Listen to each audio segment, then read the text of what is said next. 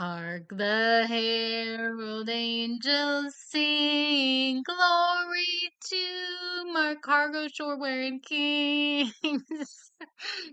My favorite of days, the days to celebrate the dads. So yeah, today I talked about it in my Mother's Day video, but I will be peeping on the dad pics today, and I will be whispering the sweet nothings of the Napoleonic Wars and the Kennedy assassination and the battles of World War II as they doze off watching the hit television series Bosch. Father's Day, man. Complicated day. I'm a little bit out of sorts today. So you can see I'm doing this one from bed. Just ate some brownies for breakfast. I don't know, man. Some days you just don't have it in you, but no, no. I just felt compelled to do this one anyway. So, I was debating which double feature to do. It's like what would be best, and obviously like there's a ton. Like I thought like, okay, Paper Moon, Matchstick Men, that'd be a good one. Um could go with Old Boy and What a Girl Wants. Which I do feel like is an inspired choice. And I will tell you why I would pair those two. I'm gonna tell you right now. So get ready for it. So because basically at 15, I took one look at 40-year-old Colin Firth, stuffy royal dad with punk rock in his heart, and was like, holy fucking shit. And it's like, oh wow. And I was like, imagine like searching for your dad your whole life, and then you get there, and it's like he's unimaginably hot. And so hot. I feel like, it's like beyond my control at that point. I feel like if I don't get out of there immediately, I'm about to like old boy Lolita straight into the loins that brought me into this world. And it's a complicated movie. It's a complicated movie for me. I love that film, but it's also exceptionally complex. I remember at the time like watching it with my friends and like, discussing my very complex feelings about this. And like and they're all just like looking at me like mouths agape, like, bitch, you better be joking. And then it's like, "Yeah, of course I am. Pretended like I was normal and everything was fine and I didn't have, any burning incestuous passions at all. And but I'm gonna let you know a little Father's Day secret. 'Tis the season. Um I wasn't. I wasn't joking. I mean, like, I can't even imagine. Like, I just feel like that movie is so overly complicated because it's like, imagine, like, I want to find my dad, and then you're just like, oh, fuck, my dad is hot. Oh shit. Like, I don't know. I just feel like, what? Let's just power through. I'm not gonna get bogged down on the incestuous passions today. Um, Even though it is a pet cinematic theme of mine. The two movies I picked today, which I do feel like are even more personal than the very disgusting confession and thank you, fathers, for hearing it for me. For I've sinned. I have sinned. And you know what? I'd do it again. I mean, when it comes to Colin Firth, I'll do it until the day I die. Dead or not. So you know what? God, today, I don't even know. Like, what's wrong with me most days? But today, most days, it's got me in my special feelings. So today, let's get with it. The Life Aquatic with Steve Zissou that came out in 2004 with There Will Be Blood. They came out in 2007. So the Life Aquatic was my first little foray into dad love. So one of my best frenemies in high school had a stepdad, and like a young stepdad in his 30s, and we bonded over this movie. His wife absolutely hated the film, hated his taste in just about everything.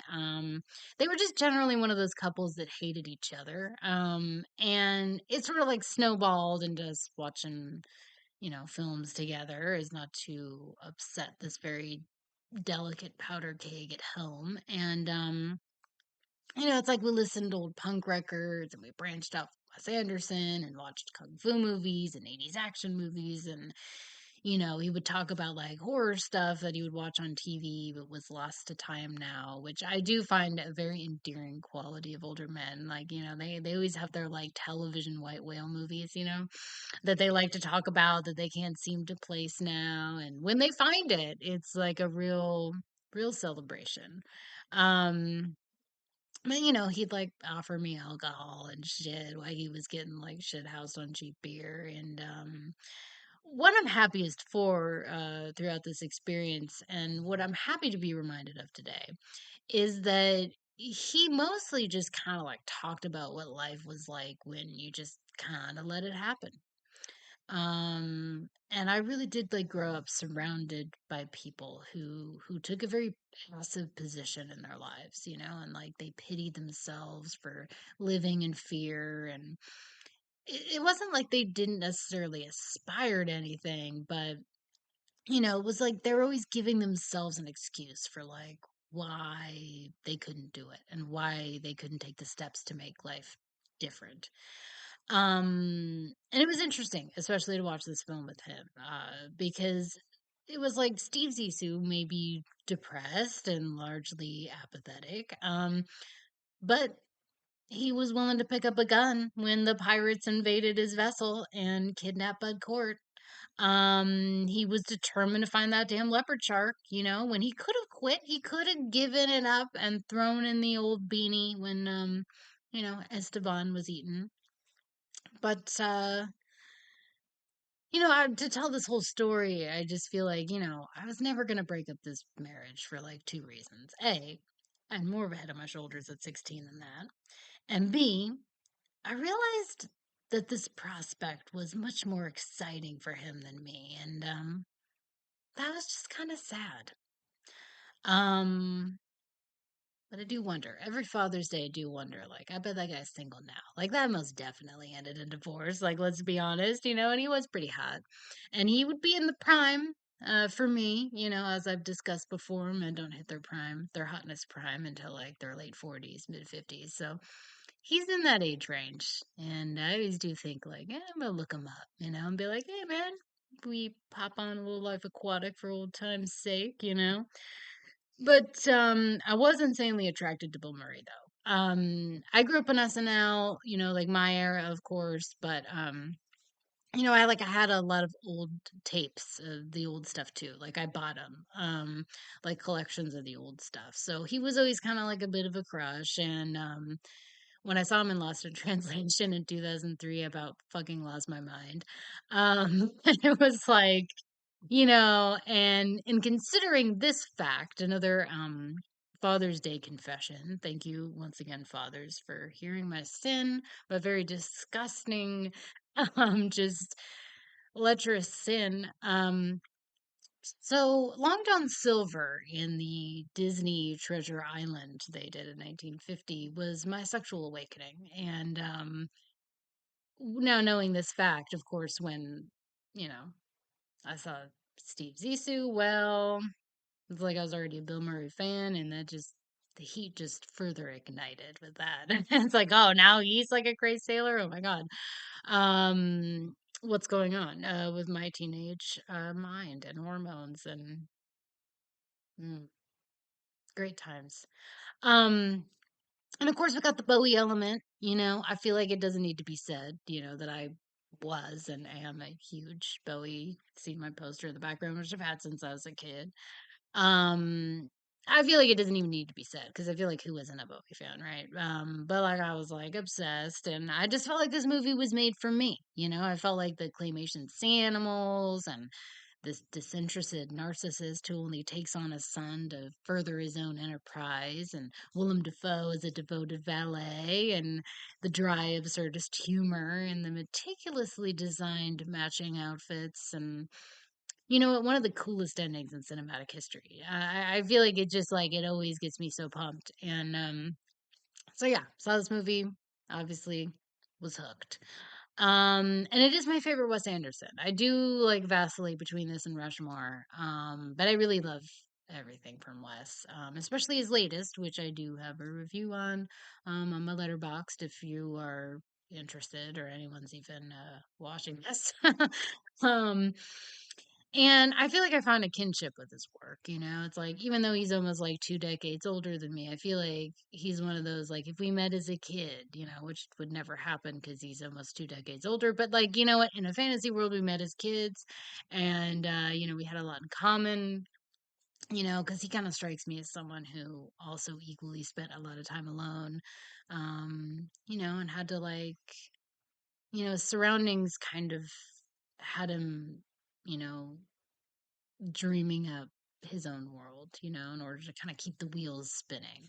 I feel like that's kids with active imaginations, it's like you got an active mind, you got to keep the wheels spinning, it's sort of like when people like cage a German shepherd, like a working dog, a German shepherd, a husky, um very intelligent animals, very working animals, and when you cage them or you keep them in like these tiny apartments, they get crazed, and it's sad. I volunteered at a humane society for a while, and a lot of those animals actually have to be put down because they just go insane. It's like imagine like being as smart as like a toddler, and you're just like home all day in the dark, and it's like there's nothing to do, and they're used to having a job, and they want to, Anyway, I'm way off topic, but um, I feel like that's kind of a kid with an active imagination. It's like you're either dreaming up your own worlds or you're gonna start setting things on fire, I guess.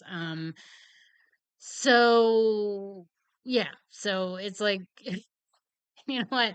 Like maybe I'm way off base here because this is my own active imagination now acting up.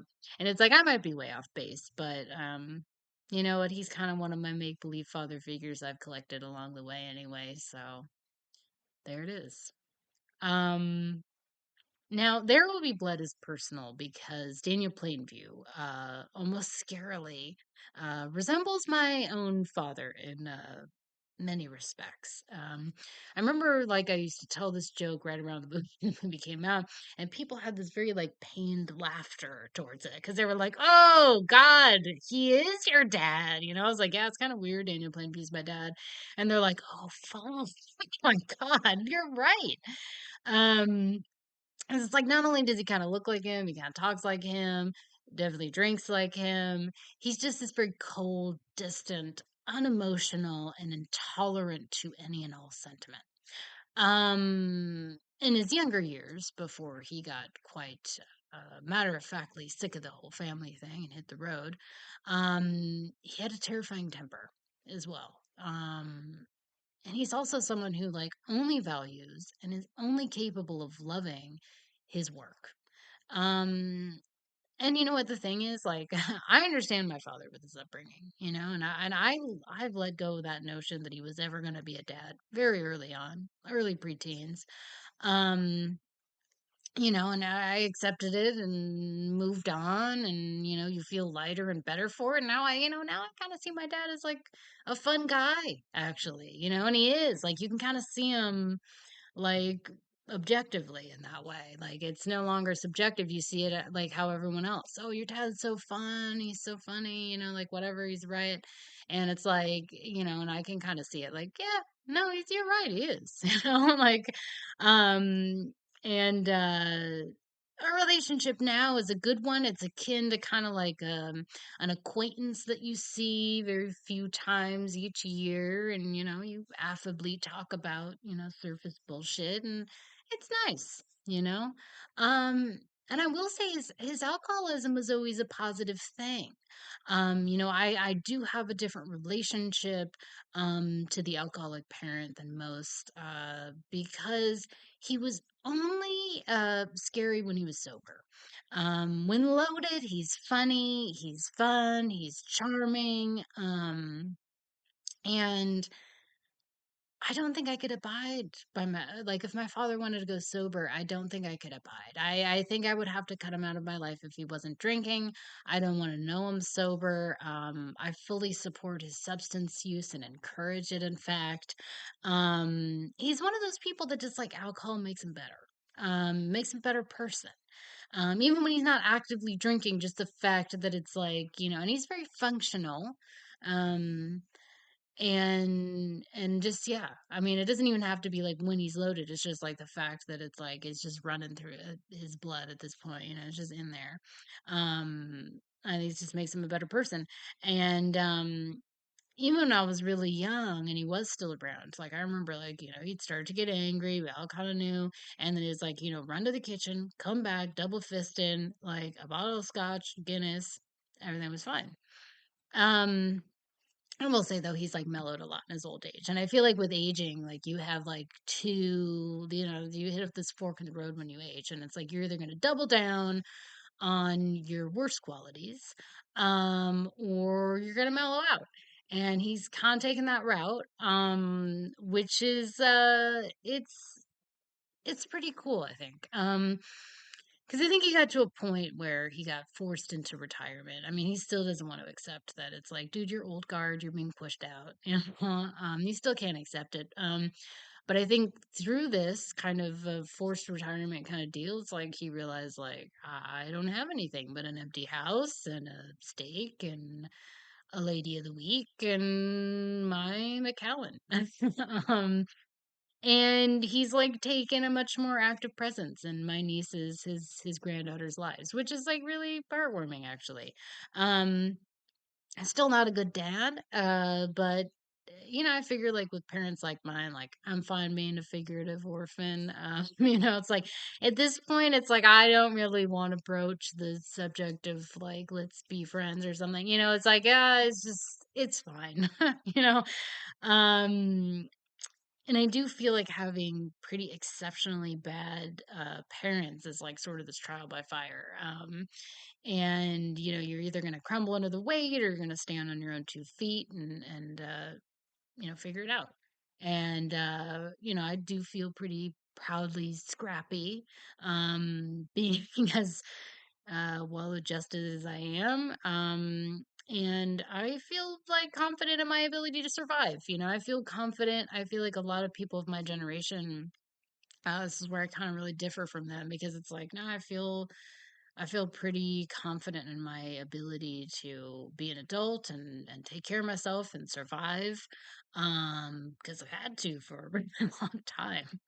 Um, I didn't always feel that way. I mean, it has been like the first time where I've really felt like, yeah, no, you know what?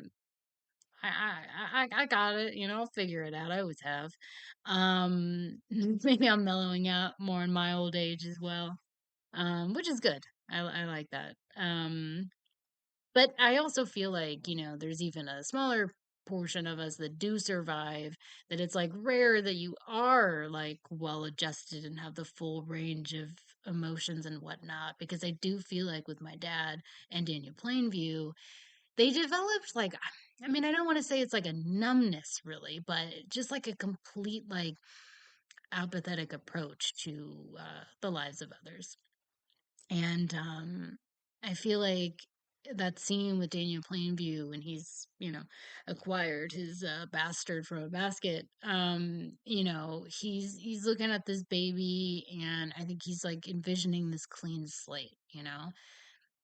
Ultimately, he can't really help himself but to turn that into a tool for opportunism. But I think he kind of clings onto this notion for as long as he can, and this baby, this child kind of becomes this channel, and gives him this illusion of humanity.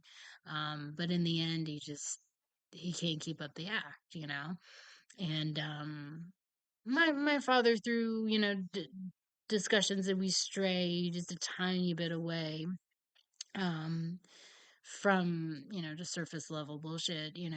This is you know it's pretty much what he said about having children. And I mean, not as thoughtfully. He's a very rational and crude man with this vocabulary, but the idea behind it is sort of like that. And I find his honesty always really fascinating, because like I wonder how many other fathers or even just parents at large that kind of feel similarly to this. It's like I still have a very hard time, believing that parents, specifically fathers, are like capable of this love that I feel like is so embedded, so sold to us, and is so embedded in this like pervasive parental narrative.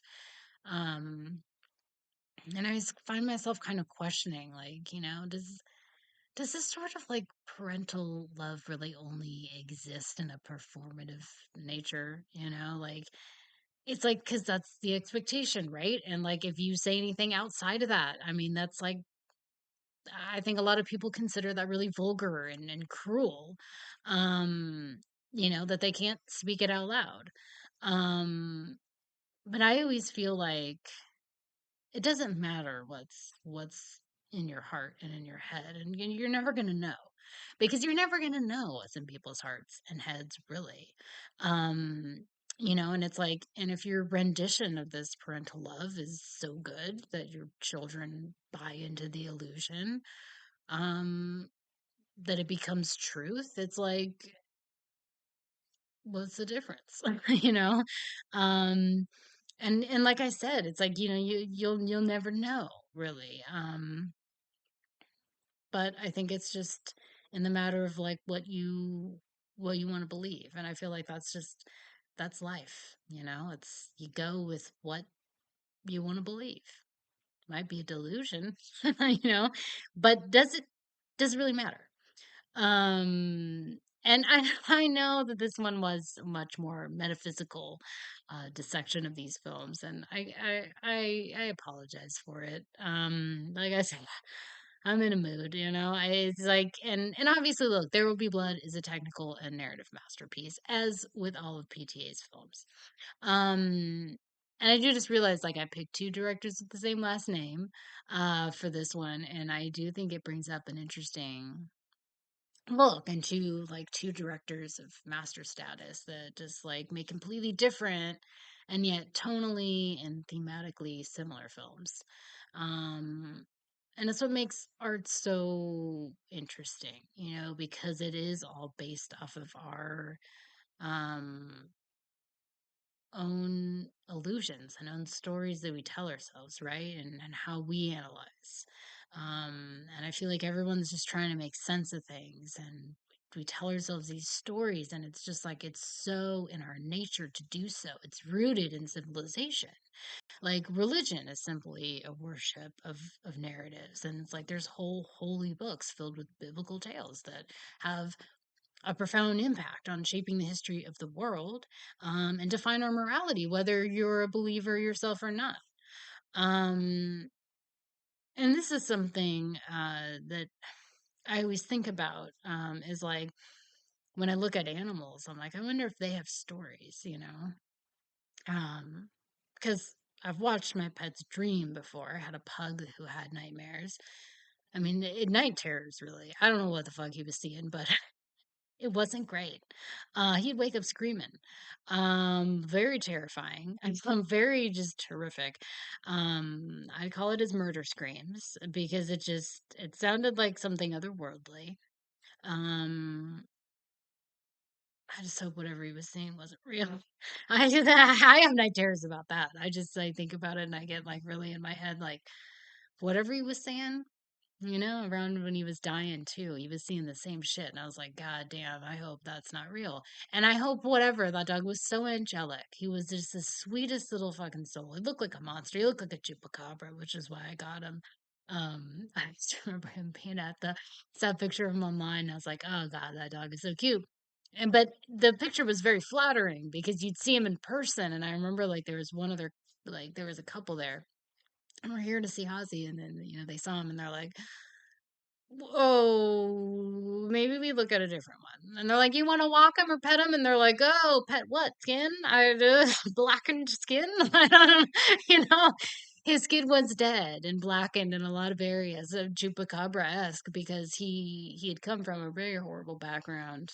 For some reason, these people got their dad with dementia, the pug puppy.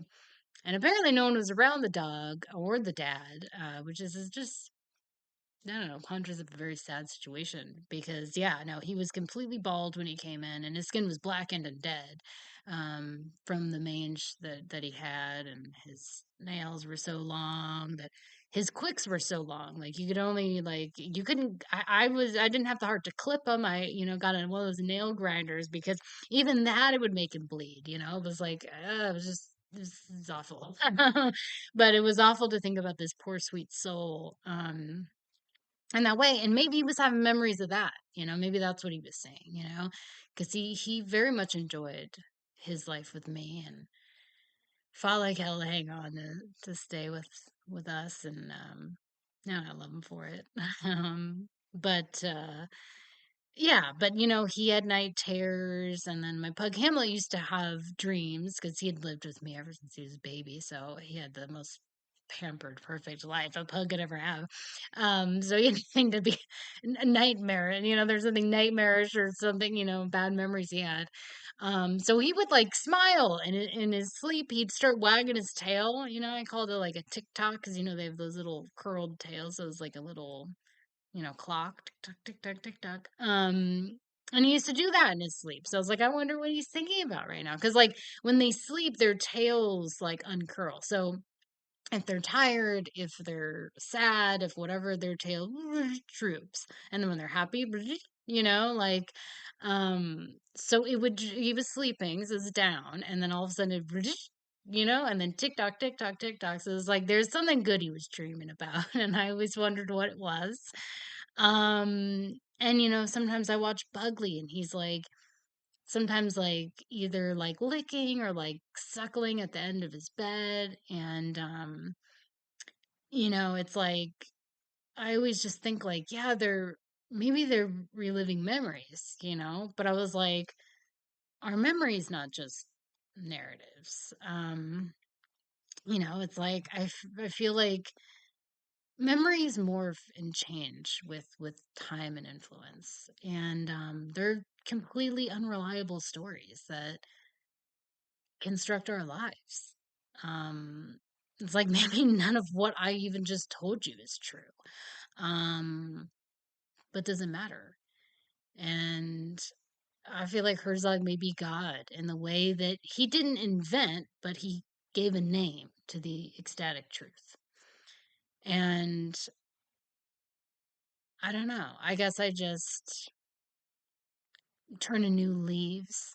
And a part of growing up and moving forward, I feel like I just try to make sure those stories, whether true or not, are the things I tell myself propel me forward instead of jail me in limitations. And I'm sorry this one was a very fun one. But you know what, man? I guess this is the story I needed to tell today, and maybe you needed to hear it. So happy Father's Day, the day of multitudes. um, and yeah, you know what? I promise if you stick around, maybe the next one will be more fun.